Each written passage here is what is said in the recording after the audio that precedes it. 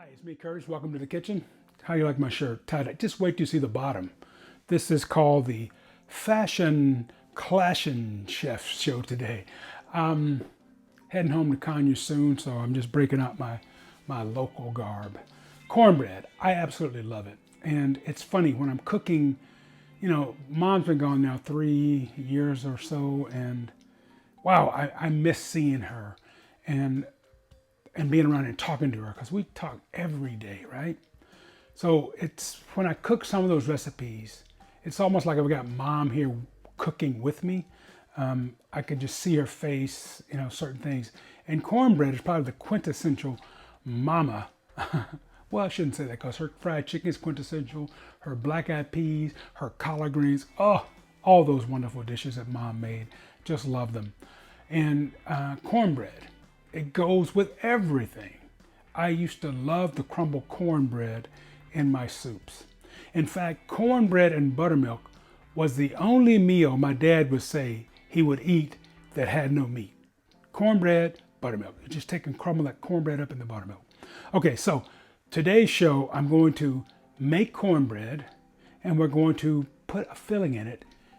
Well, you'll see as we get there, okay? So it's all about the cornbread today and the clothes that Chef Curtis, that your man Curtis, your friend Curtis is wearing. Peace, spread love. Let's have fun in this kitchen. So we're going to start by making cornbread, and the ingredients to make Mama's cornbread. I've got 2 cups of cornmeal. Self-rising cornmeal is a key here. We've got 1 large egg. And it calls for 6 ounces of oil, 1 cup of buttermilk. There it is, okay?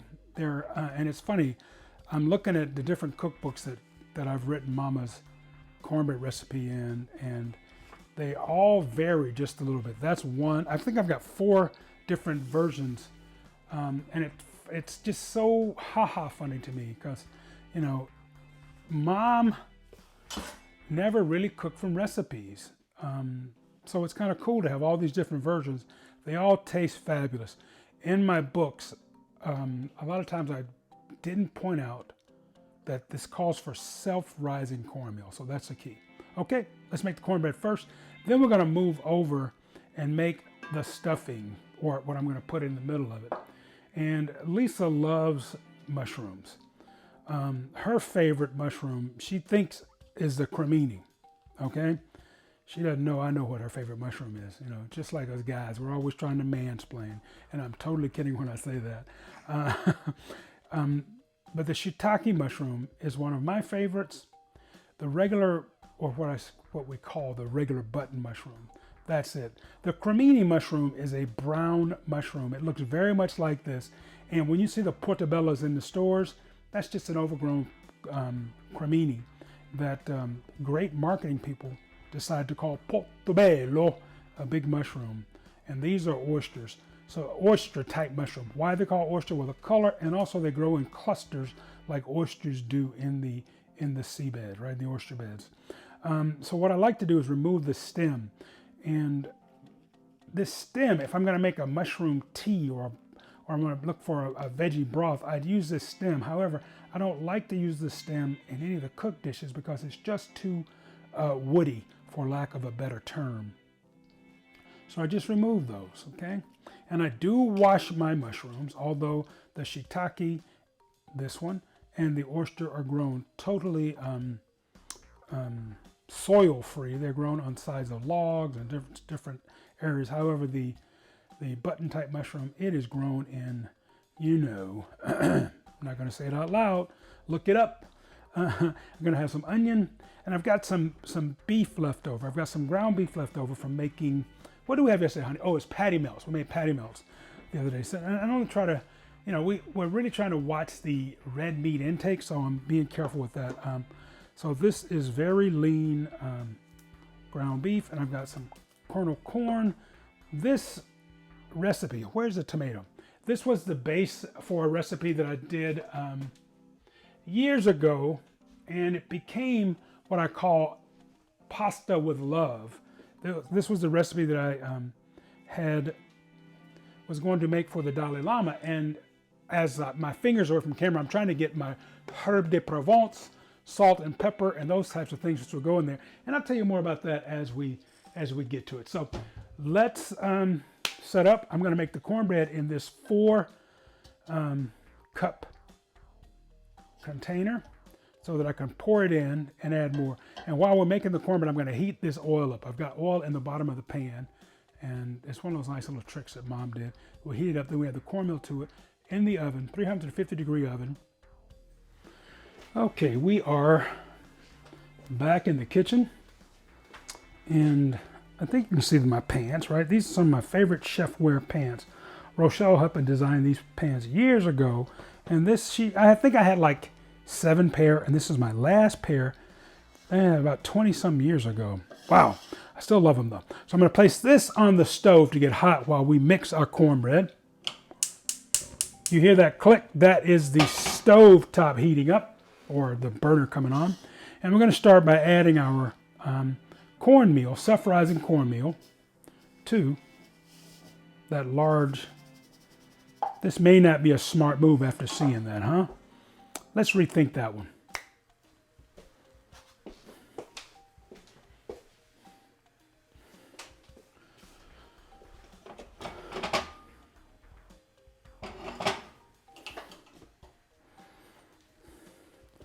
Okay, as I said, originally I was going to mix this in this container. Once I got it in, I realized that could be a tough mixing. So I need a larger container to mix it in. So let's add our cornmeal.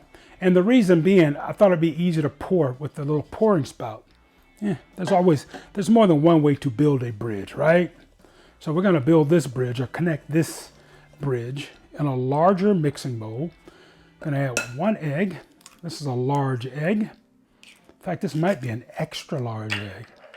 That is okay, because one of the recipes for Mama's cornbread actually calls for 2 eggs. I think that's when we're making it a big skillet. Big old cast iron skillet. 1 cup of buttermilk. You know, here's one of those tricks that you can do. If you don't have buttermilk, add maybe a tablespoon and a half of some type of citrus, lemon juice, lime, something like that. You don't want to add orange because you could use orange juice, I guess, because I was going to say because it was sweet. However, some folks do like sweet cornbread. Not me. Some folks do, because sweet cornbread, that's cake. All right, just take your time. Mix, mix, mix, mix, mix it up. Oh, I got to be careful when I yell like that because it blows the speakers out. Now that looks good. And if it's too thick, because Mama liked the loose cornbread, but oh, that's beautiful. Look at that. Just take your time. That was the 6 ounces of oil. The stove. See how the sheen on that oil. I'm going to place that back on the stove top to get hot. And I'm only going to add half of our cornmeal mixture to the pan, to our pan at the first go, because I'm going to let it cook for about 5 to 10 minutes just to set up a little bit, and by that time we'll have our filling ready. Okay. And this is a little too loose. If you've added too much, you can add some water to this, or a bit of sweet milk, or more buttermilk, of course. Okay.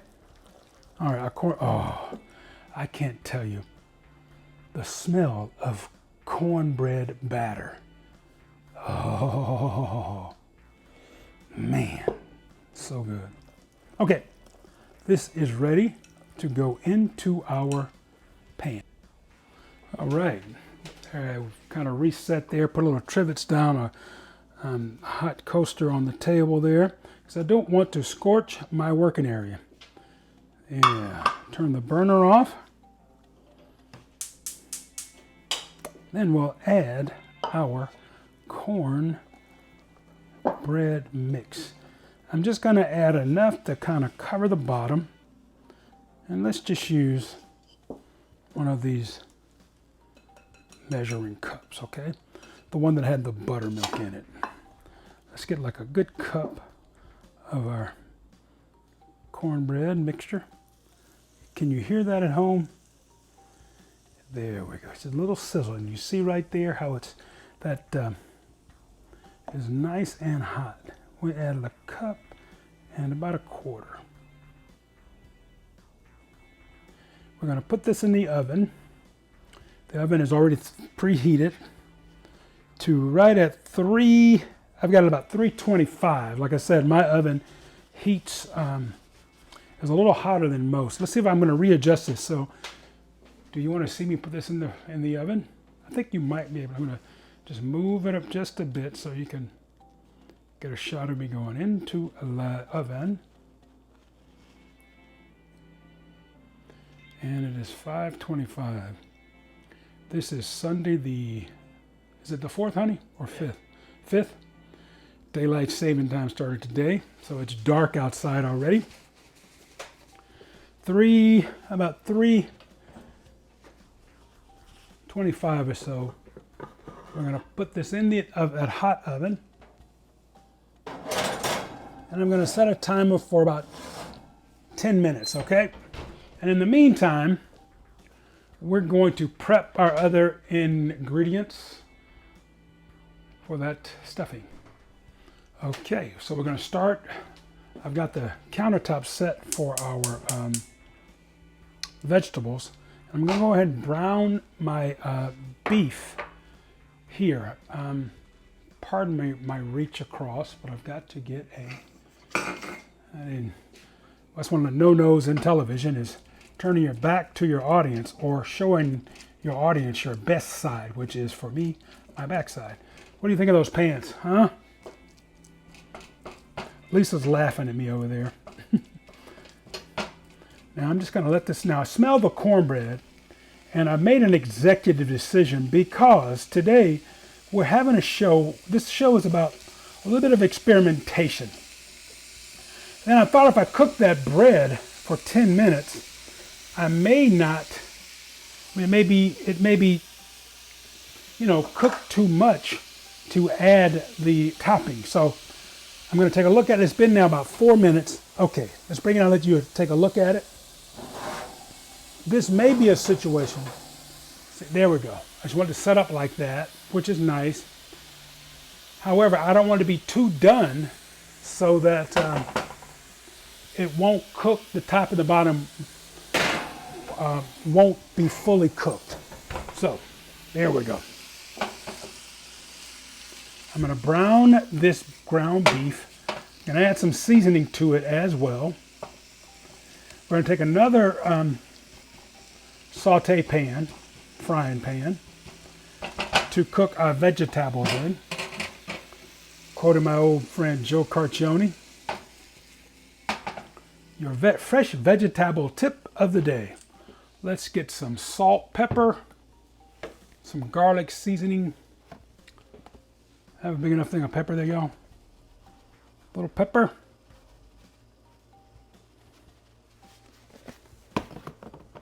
I got some Lowry. I'm just up in my cabinet looking at some Lowry's. Just a bit of salt. Turn that down too low. A little sea salt.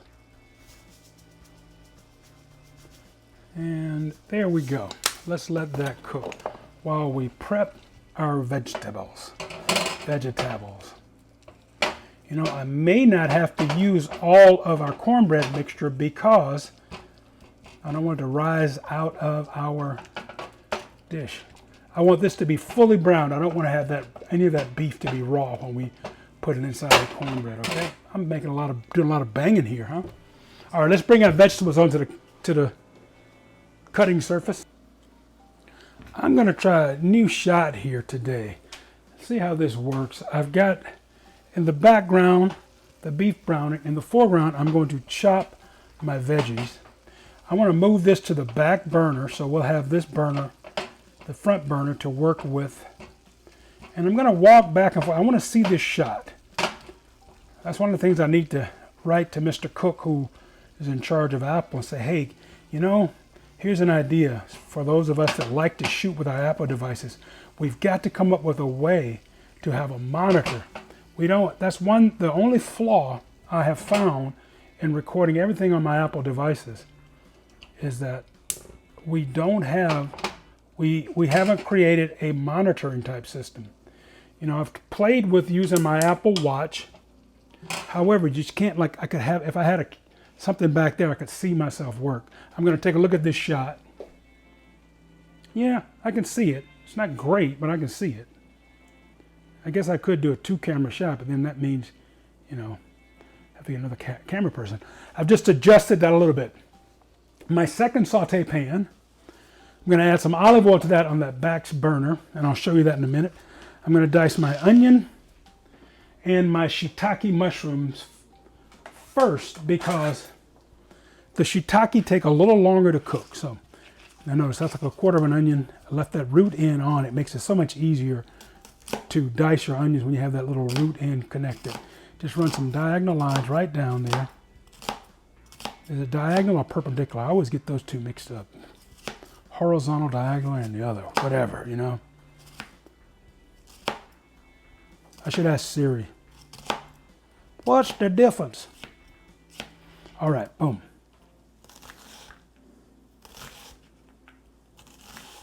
There's the onion. And again, because we're working with that smaller saute pan, frying pan, cast iron skillet, maybe I should get a bigger skillet. Look at that beautiful shiitake. Now, this one I would love to put on the grill. I'd put olive oil in the middle of that and some seasoned salts, different herbs, and just grill that. It is so good. Grilled shiitake mushrooms are just incredible. Lisa loves mushrooms, so I love cooking them for her. Unless she goes out and buys them, because she doesn't buy good. I'm kidding, honey. No, you're not. No. But that's okay. That's okay. She says, that's okay. That's a little small, however, that would still be a great shiitake to grill. Now these, I'm going to let these cook for maybe 5 to 7 minutes. I want to get them nice and tender, okay? Let's readjust that shot so you can see the camera work. The beef is browning up nicely.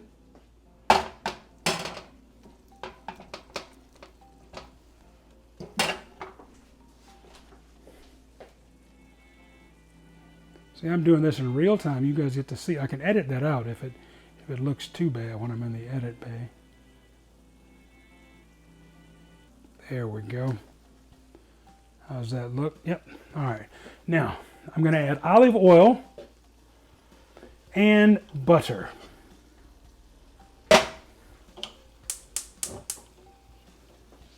There's the olive oil. Let's add some butter.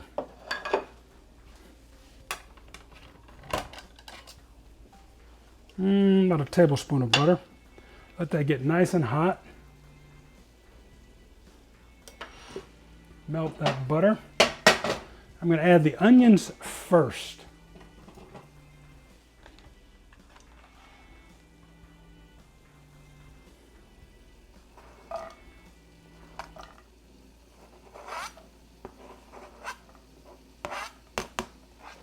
Got our mushrooms in, but those cook for just a little bit.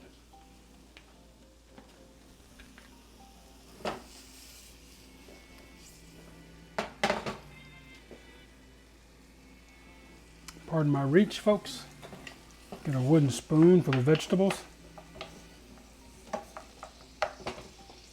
It's that butter and oil in there. Just going to let these get hot. Let them cook for maybe 2-3 minutes.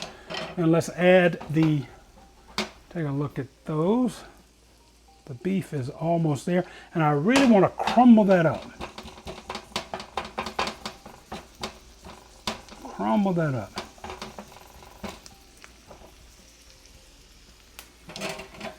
Let's add our shiitake now. I'm going to take another look at that. I think I'll raise this up so you can see inside the saute pan.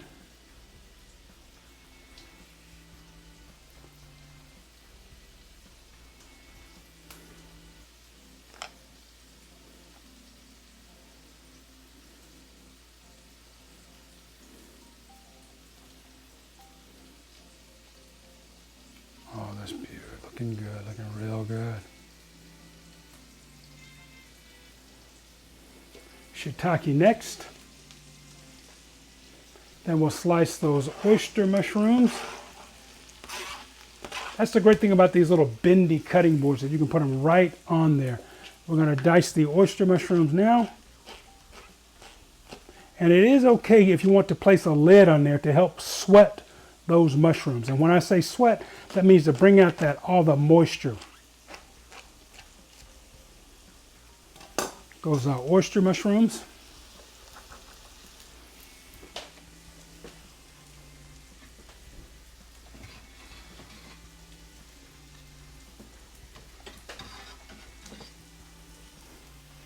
Place a lid on to sweat those while we slice up the button mushrooms.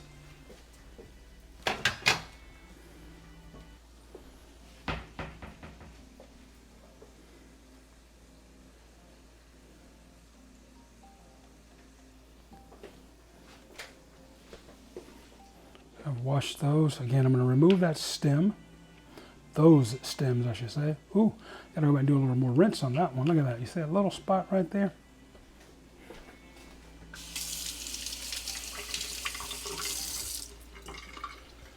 All right, we got that cleaned up. Now, I like to turn them over. They just seem to sit better when I slice them that way. And I really want to just kind of, it doesn't matter because they're going to be chopped up. They're going to cook down, and it's easier for them to cook and quicker if you can just go ahead and dice them up. All right, these are ready for the pan as well. Let's get them in there.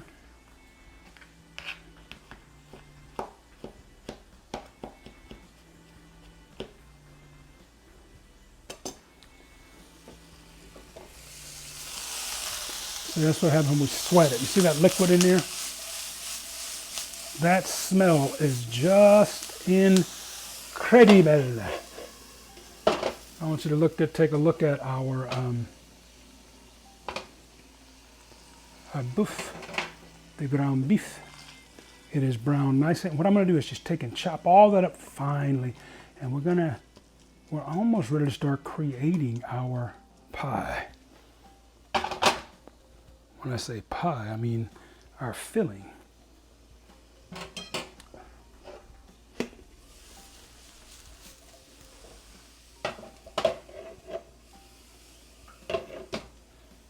Reset the shot. Mushrooms are ready to go. The button mushrooms are ready to go in. Mm-hmm.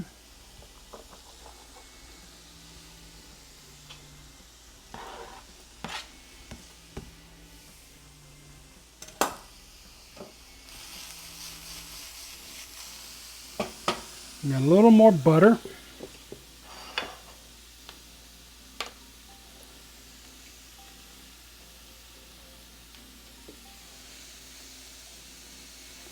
As Mama would say, butter makes it better, baby. Butter makes it better, baby. I remember her saying that. It's such a feeling of love, you know. I'm gonna let that cook for about 3 to 4 minutes. I'm gonna do a little house cleaning. We will chop up a tomato, add to that, get the herb de Provence in there, and we are almost ready to put this baby together. Then to the oven we go. I'm going to dice a tomato right quick. I'm going to add that right to it. And yes, add the tomato. Yeah, one of the last ones from my backyard. I'm going to miss being able to go out in the backyard and pull up tomatoes. Now let this cook down just a little bit. Herb de Provence. This little container I think I got it at I don't know, the Whole Foods or someplace, and I love it like that. You know, it's just a little, not too much packaging. This spice goes so wonderful with the mushrooms. All right, everything is here. I made a couple of executive decisions. One, I decided not to use the corn kernels. I'm going to use cheese instead. A little bit on the bottom there. Sprinkle some cheese right in there. This looks very much like polenta, doesn't it? We're going to add our beef, ground beef. I do not want to add any of the fat that is in there, although this is extremely lean. I'm still trying to, oh, that feels good.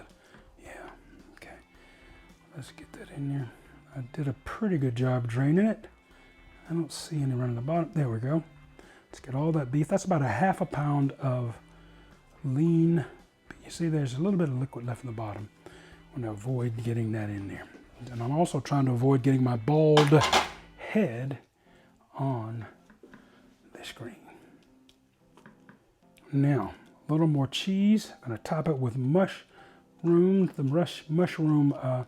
mixture.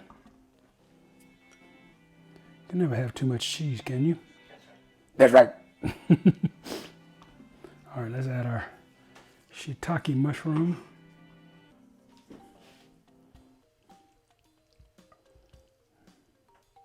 We're going to spread that evenly.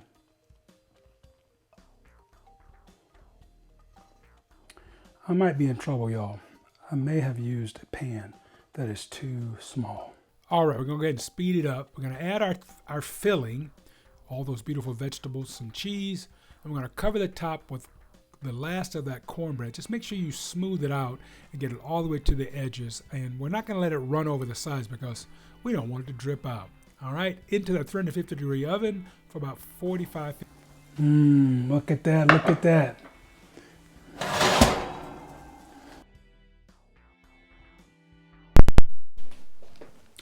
Well, let's give it the official taste. So what do you think, Little Cobb? How was it, baby? Delicious. Yay, thank you. Let me give it the official taste. I've already tasted it. However, I cut my head off so I could do it again. And it's good. I think...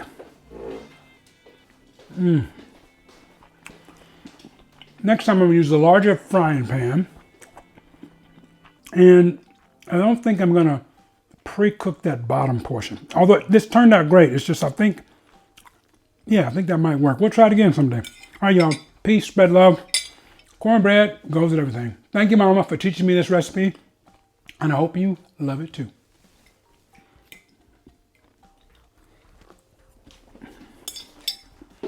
I do like this.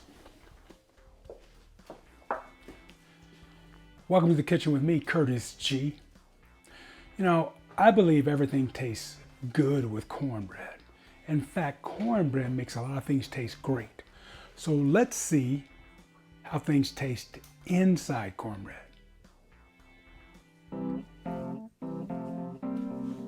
That was pretty cool, huh? Nice and melty.